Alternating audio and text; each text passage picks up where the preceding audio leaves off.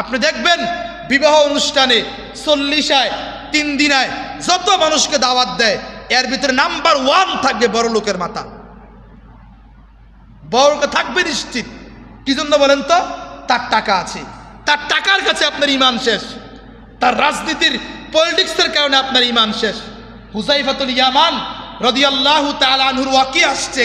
হুযায়ফাতুল ইয়ামানকে যখন কাফেররা বন্দী করেছে রোমের বাদশা, তখন হুযায়ফাতুল ইয়ামানের সামনে গিয়ে রোমের বাদশা বলছিল, এ হুযায়ফা, রাসূলের শিষ্য সৈনিক, রাসূলের আদর্শে আদর্শবান, আমি তোমাকে 3টা প্রস্তাব দিলাম। কয়টা প্রস্তাব বলেন? রোমের বাদশা, আরে বেটা 10 কোটি 20 কোটি টাকার মালিক না বেটা, রোমের বাদশা হুযায়ফাতুল ইয়ামানকে বলছে, হুযায়ফা, আমি তোমাকে 3টা প্রস্তাব দিলাম। 1 নাম্বার প্রস্তাব, মুহাম্মদের আদর্শ ছেড়ে দাও, হক বলা ছেড়ে দাও, বাতিলদের পক্ষ অবলম্বন করো। এই পুরো রোমের ভিতরে আমি তোমাকে আমার পরের স্থানটা তোমাকে দান করব। হুযায়ফাতুল ইয়ামান বলছে, আরে আসমান আর জমিনের ক্ষমতা যদি আমি হুযায়ফাকে দাও, তাহলে আল্লাহর জাতের কসম খেয়ে বলি ইসলাম ছাড়তে পারবো না, হক কথাকে আমি ছাড়তে পারবো না। যখন এটার ভিতরে হুযায়ফা কাবু হয় নাই, তখন হুযায়ফাকে দ্বিতীয় অপশন দিয়েছে, হুযায়ফা, তোমাকে দ্বিতীয় অপশন দিলাম, তুমি যদি ইসলামকে ছেড়ে দাও, হক কথাকে ছেড়ে দাও, তাহলে হুযায়ফা আমি তোমাকে দ্বিতীয় অপশন দিলাম, আজকের এই যেই মজলিস কায়েম হয়েছে বিচারের মজলিস, এই মজলিসে আমি তোমাকে ফাঁসি দেব না।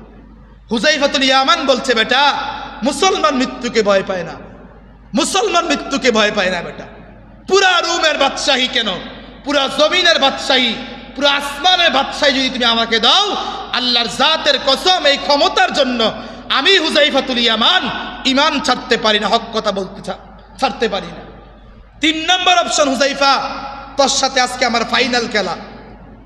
তখন এই বাদশা আর হুযায়ফা বন্দী, গোলাম আর বাদশার একেবারেই চূড়ান্ত পর্যায়ের সিদ্ধান্ত। পুরা দেশের সব মানুষ জড়া হয়েছে, বাদশা বক্তৃতা দিচ্ছে। ওই বাদশা মানে আপনারা মনে করছেন বাংলাদেশের প্রধানমন্ত্রী না বেটা, রুম তো রুমেই। এ রুমের যে বাদশা থাকতো, অর্ধ পৃথিবী তার শাসন করার ক্ষমতা থাকতো, মানে বর্তমানে আমেরিকা। এই পরিমাণ ক্ষমতা তার কাছে, টাকার পাহাড়।